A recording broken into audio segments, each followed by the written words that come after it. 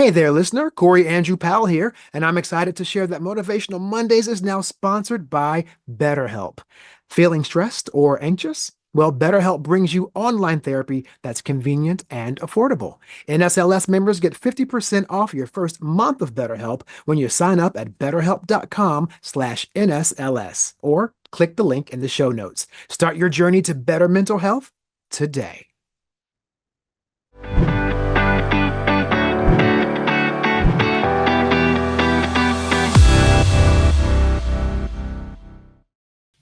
Hello, everyone. Welcome to another inspiring episode of Motivational Mondays, the podcast bringing you stories and insights to kickstart your week with positivity and purpose. I'm your host, Corey Andrew, and today we have a special guest who is sure to bring a wealth of wisdom to our conversation. Joining us today is Lisa Summerour, a talented author, divorce coach, and actress, and we're going to talk about that in a moment as well. Now, she just released her latest book called Divorce is Not a Destination.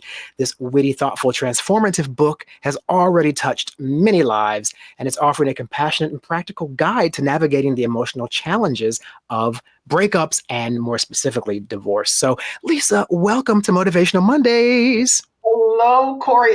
I'm so excited to be here. I'm counting you as my first legit interview. Oh, well, thank you. And listen, before you continue, I'm going to, as a legit interview host, I'm going to make a correction and make sure I say you are Dr. Lisa Summerour. So do please forgive. Thank you. And it's only until I finish paying off the loans, and then I might drop it. But I'll be 109 when that happens. Yes. Yeah. Well, you'll be a beautiful senior citizen, I'm sure. It's not a problem.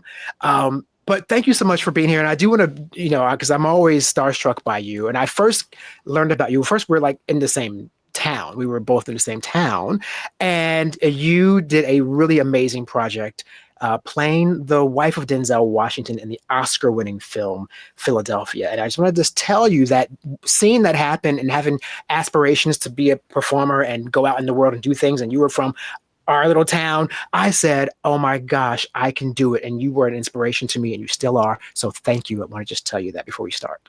Thank you. Well, this is wonderful because that just shows people how the cycle continues, because I was fan raging on him before we got on air. I just adore you. I do. I so admire everything that you've done. And you are uber talented. Like, I love sneaking. I feel like I'm stalking you sometimes, and I probably should. Bring it on. But you can't see that I'm doing it. Like the singing, everything. You're just so polished and so put together, and your humor. We texted each other one night and had each other cracking up text messages. Yes, yeah, we had a lot of fun. DMs, the DMs lit. Jokes across in a text message. Yeah. The DMs are lit. And thank you. I appreciate that. And you know what? And I want to make that a declaration to people. I do a lot of things. And it's okay to do a lot of things. 100%. People think, people think you should always, stick one thing and, stick with it. But what if I'm good at more than one thing? Try all of them. How many times have you heard that? Mm-hmm. And some at bad 9, advice. Yeah, at 9, I had an aunt say I was 9. She said, oh, look at you. You're a jack of all trades, master of none. Awful comment. And at 9, I didn't know what it meant, but it didn't feel right. Like, it didn't feel like it was really a compliment. Right. Now, I'm almost 62, and that is still in my head that I still have to go, that doesn't define me. She ain't the boss of me. Okay, but let's talk about you being 62 and gorgeous. I mean, looking 40, honey, looking 40 at least, but you look gorgeous. And Thank you. I am just living with joy. Keep you young. I don't have to tell you that. Well, let's talk about that, because your book does center back, I think, to finding personal joy and happiness. But before we get into that particular component, I do want to ask you about, the inspiration, behind the book, which I would imagine is from some personal retrospective. But was there a pivotal moment for you that prompted you to write this book and sparked, this thought to tell the world about how they can kind of overcome breakups and divorce? Absolutely. And it's almost a series. It's like when you connect the dots. So the first thing was the title came out in a conversation. I was talking to a girlfriend who's a pastor. She's a licensed social worker. And she was telling me about somebody in her congregation who was going through a horrible marriage, not even the divorce. And she said to me, I don't want to tell her to get a divorce. I don't want to tell her to leave her marriage. And it was horrible. And my first thought was, well, what? And it was because she was a pastor, and in her particular belief system, you don't get divorced. Mm-hmm. And I said to her, you know what? I said, divorce is not a destination. And she said, write that down. And I said, what? She said, what you just said. And what I meant by that, Corey, is no one is 5 or 6 or 7 in the mirror getting all dressed up in a nice little dress or suit or whatever, saying, I'm going to wear this when I grow up and get divorced. Nobody does that. Right. And I said, it's not a destination. I don't care how many times you do it. Every time you do it, you think this is it. And whoever that woman was, I said, she didn't plan for this. But for anyone to help her stay stuck in something that is unhealthy for her, that's a disservice to her. Wow. It's a disservice to her. And so it came from that conversation. And then my own life experiences. And I joke that I'm an overachiever, so I've had more than one. I mean, are you like in the J-Lo category or just? I think I can do a movie. I can do a movie. I don't want to. Yeah, I can do a movie.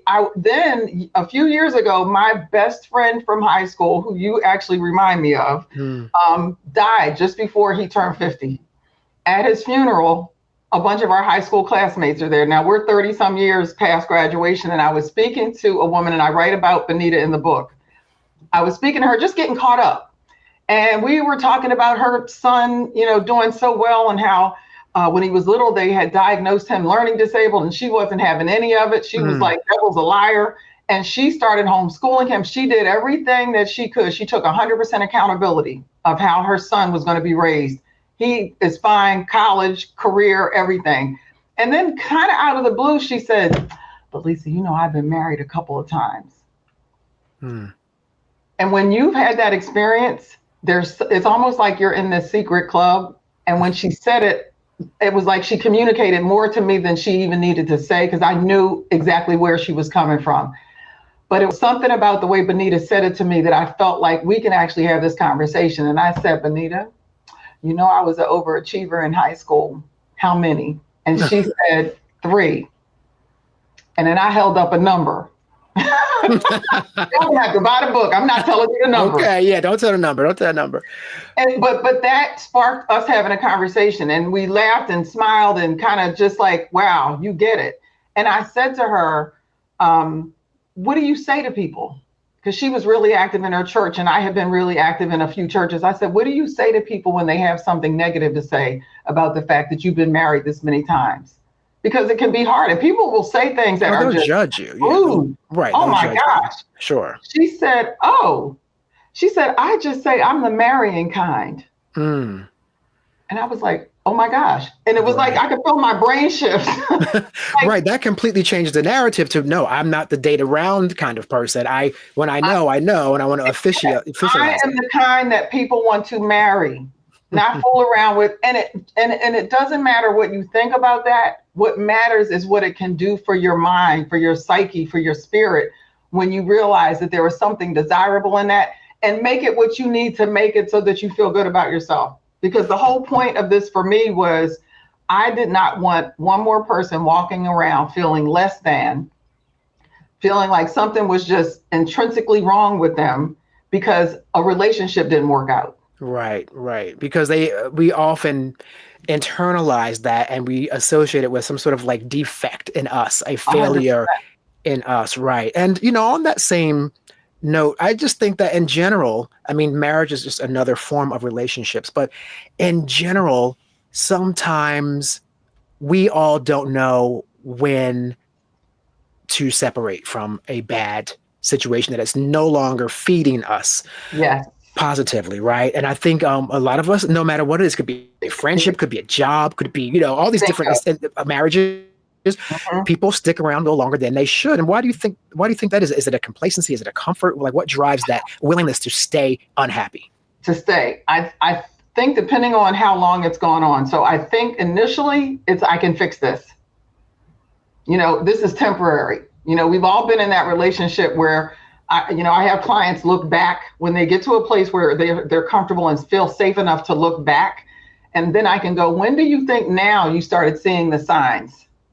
Because the first couple of times it doesn't really, because it's not something that's so overt. I tell people if you're in an emotionally or even a physically abusive relationship, it did not start that first dinner, chances are. It wasn't like you ordered something and they yelled and screamed at you or reached across the table and hit you. Right. And so when it's that type of thing, abuse is something that is typically, people are groomed into it. And it happens so slowly that you don't realize you're in it. Now, I like to tell people, look at those same character traits with the people that you work with, or if it's happening at work, look at those character traits and the person you're dealing with in a relationship, because the character traits look the same. We may experience them differently. We may think they're different, but they're the same. But I think we stay in them initially because we think it's going to get better. We think we can love them into changing. We think we can do better work and be more productive, and our supervisor won't be like this with us. And then there's that thing where I think some folks go, oh, but I've invested so much time. How many people, we may have said it to ourselves, but you've probably heard a friend say, I've already put 6 years into this relationship. I've been with them for 9 years. I'm not just I've wasted all these years and now what am I going to do? And we have this sense of, and I have been there for different reasons. And I talk about one of them in the book where it's like, well, he can't leave me now. We have to get married because of blah, blah, blah, blah, blah. Right. And I look back now, oh my gosh. Yeah. Now it's like, honey, he was not supposed to be your husband. Right. Yeah. I mean, sometimes we realize in relationships that we want it so badly, and that can also still be friends and social groups, anything, again, relationship focused. We have often not been honest about the fact that they were probably not really good for us from the beginning. With, right. We're in love with the idea of love and friendship. Right. And it felt good. Whatever it was, it felt good. Or in your mind, it was good. You have that. We can create this fantasy in our mind, and then we just need the person to plug in.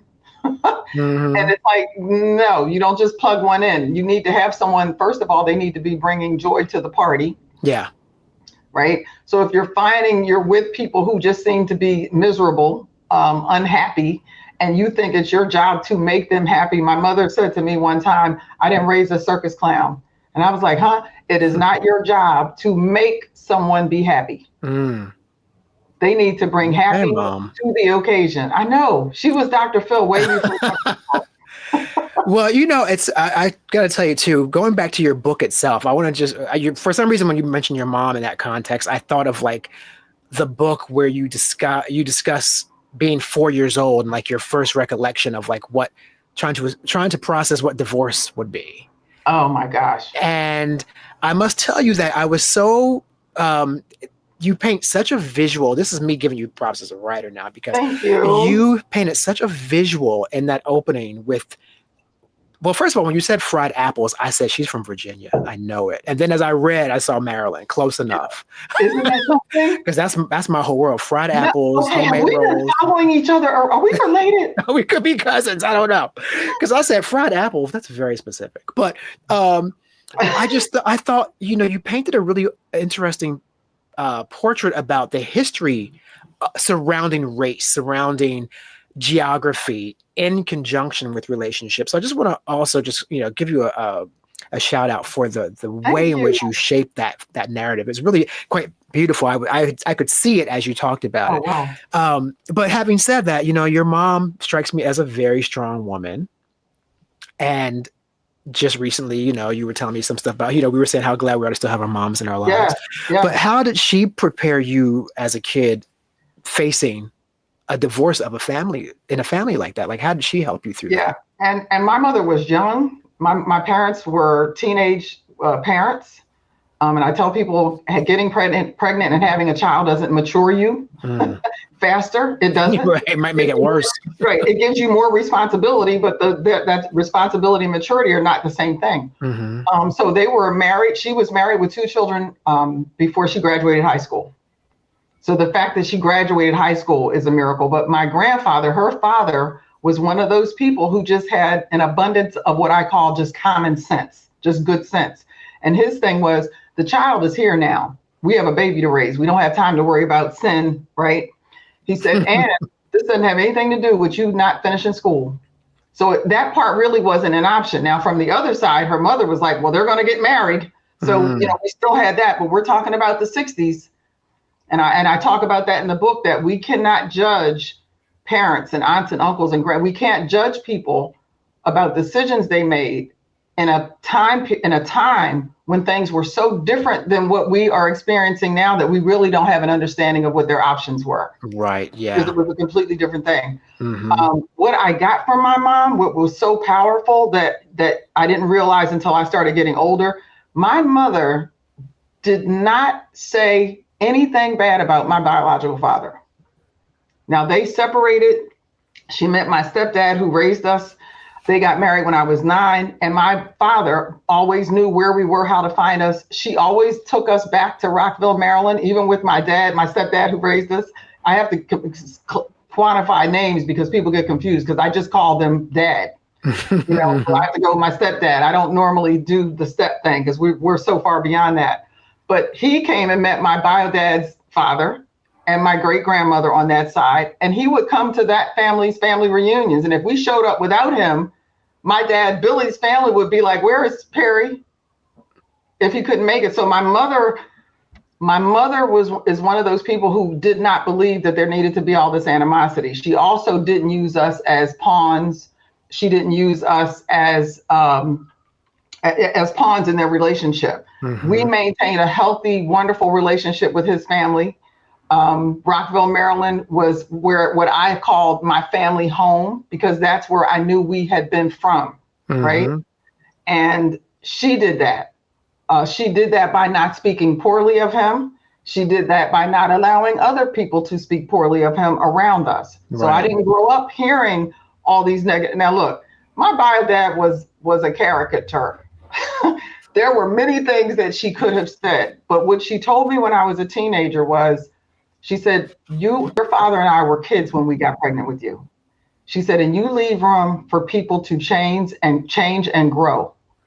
She said, so the person that I was with then is you need to leave room for him to be a different person with you now. So you learn him and meet him and get to know him on your terms as a young adult, as an adult.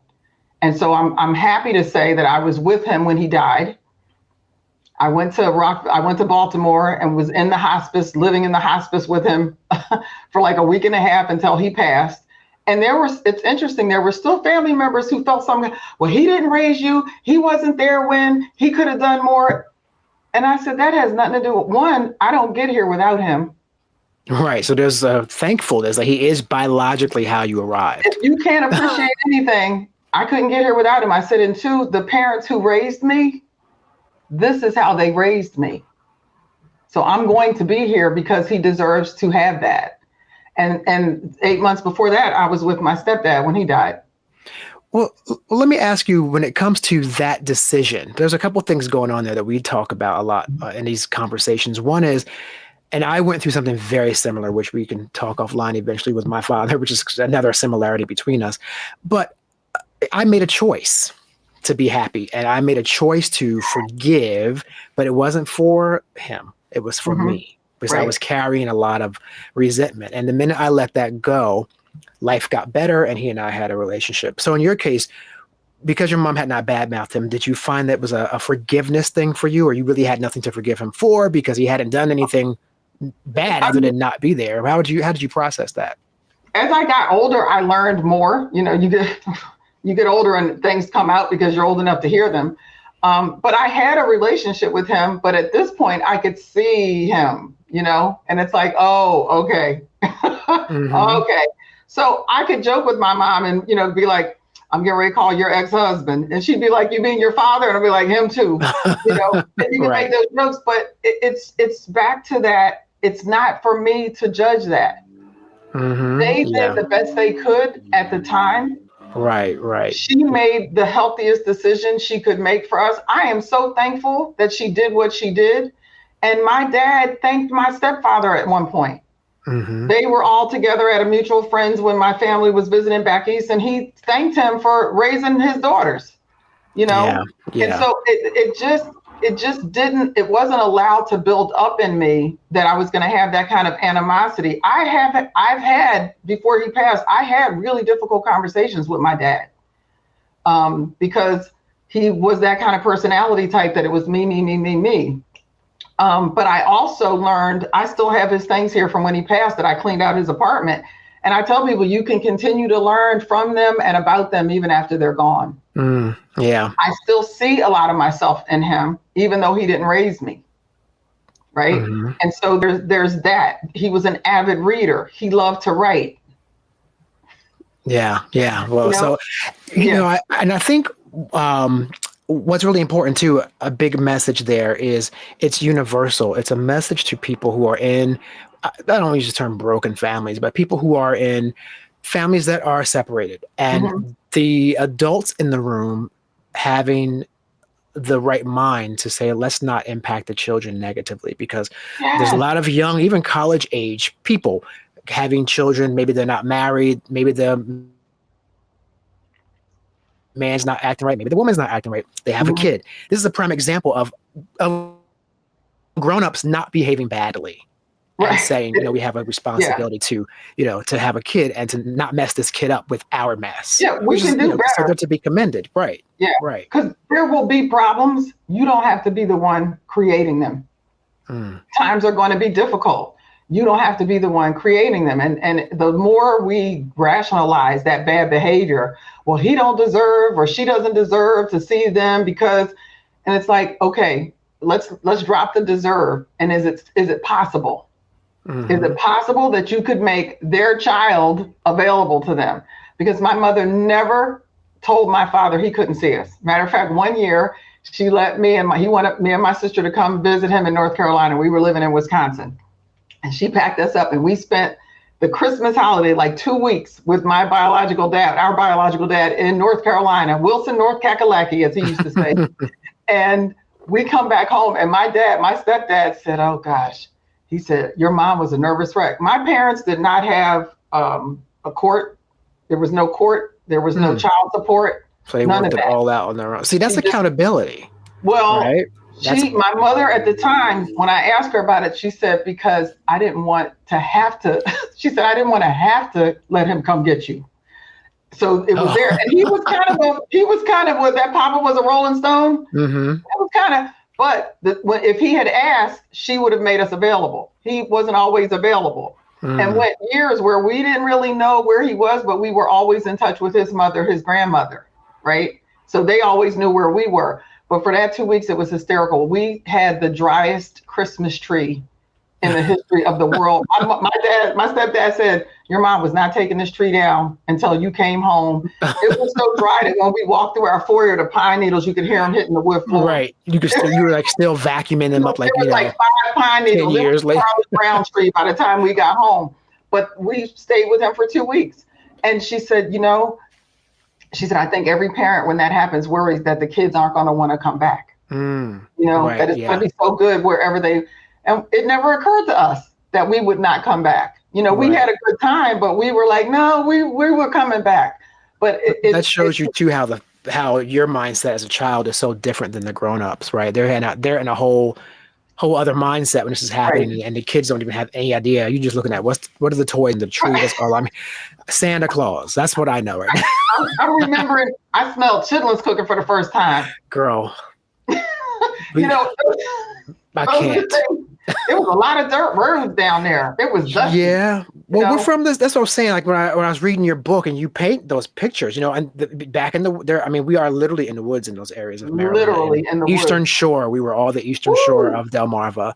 And so, yeah, chitlins, and that's not something I will ever touch again in my life. But that's what I want to say is a component of your book is personal accountability. And I think what you just shared is a prime, example of that. And personal accountability. Another interesting point in your book you talk about that I learned from another guest I had on that was so interesting. I had not thought about ancestral patterns, and she talked about it as ancestral trauma.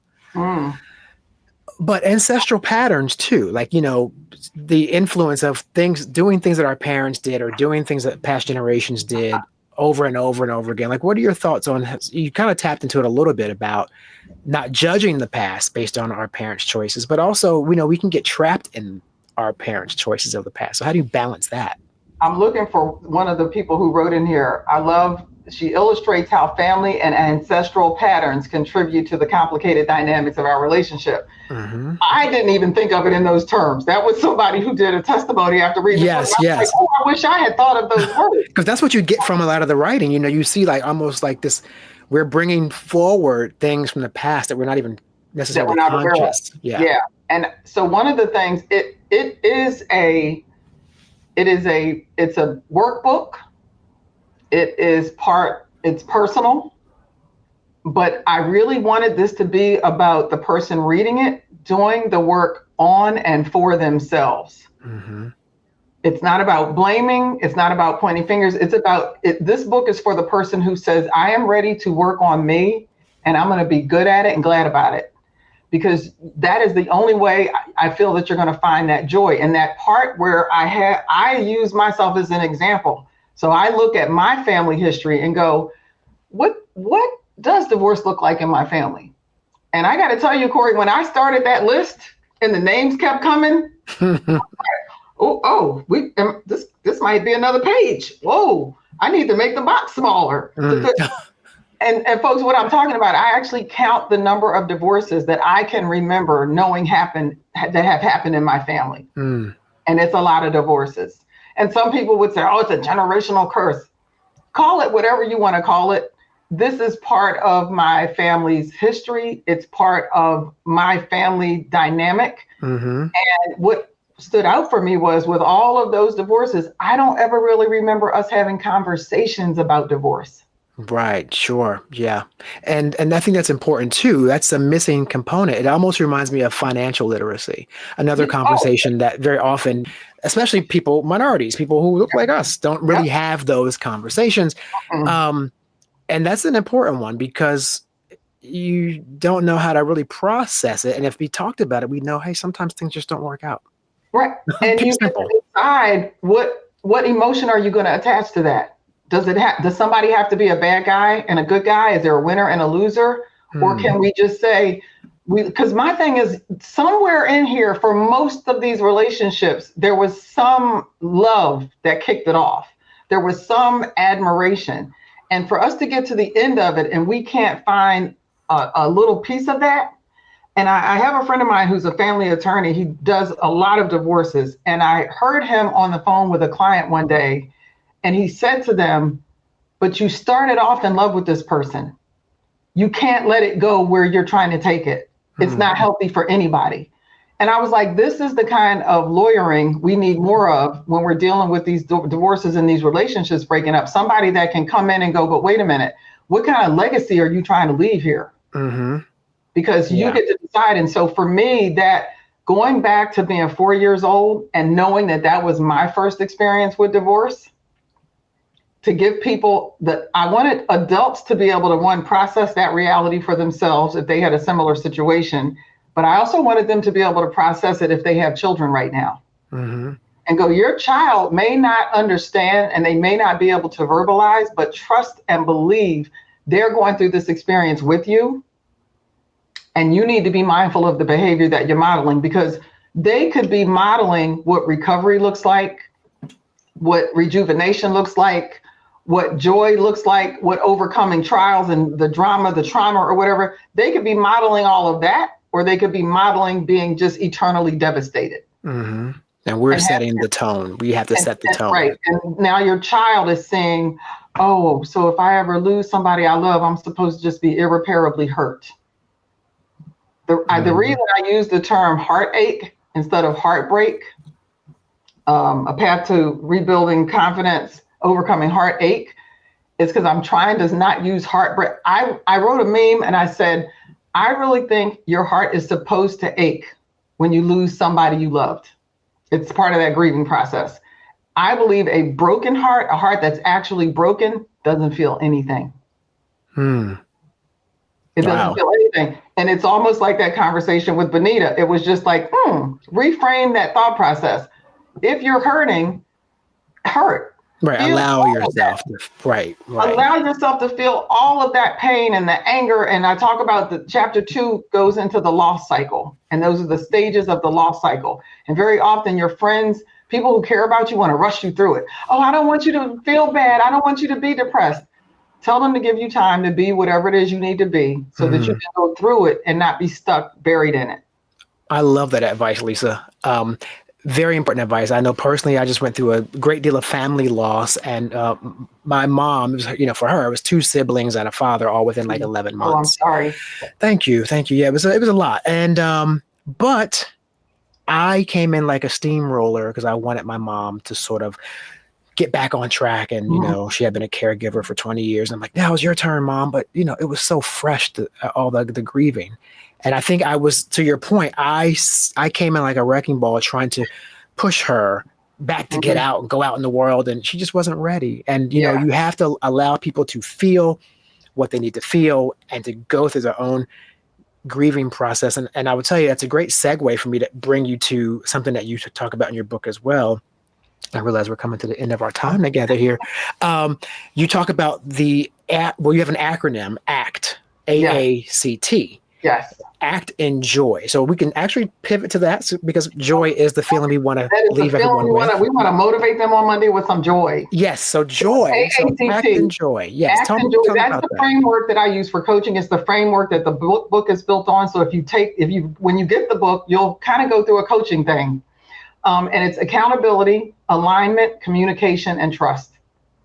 Accountability, alignment, communication, and trust. And I really believe whether it's for work, a personal or professional situations that you're dealing with, if you can get yourself to slow down and go, what is it that I can take accountability for? Because I don't think you can take accountability for something that's not yours. So I tell people, play the game. See how much of this I can be responsible for, because if it's not yours, you won't be able to take responsibility. Right. But it prevents you from initially putting it all on someone else. There's nothing I can do about it, or it wasn't my fault. It doesn't have to be your fault for it to be your responsibility. And if you own that responsibility, I believe it's the step to empowerment. The next one is alignment. Get in alignment with what's important to you. So first you need to figure out what is important to you. What do you value? Because if you say you value peace and calm and living in grace and ease, and you're doing things that are counterproductive to that happening, you have to check yourself. Right? So you got your accountability, you're going to be in alignment with what's important to you. And then the communication. And people always go, but I want you to start with yourself, because I believe we lie to ourselves first, and then we embody the lie to convince other people that they should believe our lie. Come on now. Yes, right? Ma'am. And it's with little things. If you say, oh, Dr. Lisa, how are you doing today? And I go, Corey, I am doing great. And I know I'm having a horrible day. Even that little bit of lie, the rest of the time we're together, what do I have to do? I have to pretend I'm okay. Right. And you're hurting. And maybe I'm that's hurting. Yeah. So I'm embodying the lie that I just told you, because that was easier than being a little vulnerable and saying, you don't have to give all your information to be vulnerable. It's just a simple story. This is not a good day for me. Or I'm having a bad couple of moments right now. And for people at work, if you're in school, to be able to be that honest and say, you know what, I think I'm going to need a little support today because I'm really not myself. And to be able to communicate that. And then trust. I think when you really can do those things, when you can do accountability, can you get in alignment, can communicate, you will develop more trust in yourself. But you got to trust yourself first. Because I hear people saying, I'm never going to trust anybody. I'm the only person I can trust. And I'll challenge them and go, that's not really trusting. Trusting is believing that no matter what happens, I'm going to be equipped to deal with it. So I don't have to put myself in this box where I'm the only human I can trust. Or you do that with your kids. It's you and me against the world. We don't need anybody else. And you create that mindset in that child that they can't trust outside of themselves. And when you can't trust outside of yourselves, you really aren't trusting yourself, because you're not even testing your ability to trust. So it's a misnomer, and it's just counterproductive. So act in joy, and you do all of that in joy, because the word will tell you, you can do everything with joy. You can have a bad day and still have joy. I love it. Words of wisdom from Lisa Summerour, talented author, coach, remarkable human being, and just a lovely person who I'm so happy I finally got to have the conversation with. So yeah, we'll have to definitely keep this going, in the DMs. But in the meantime, thank you. Thank you for being a guest here today on Motivational Mondays.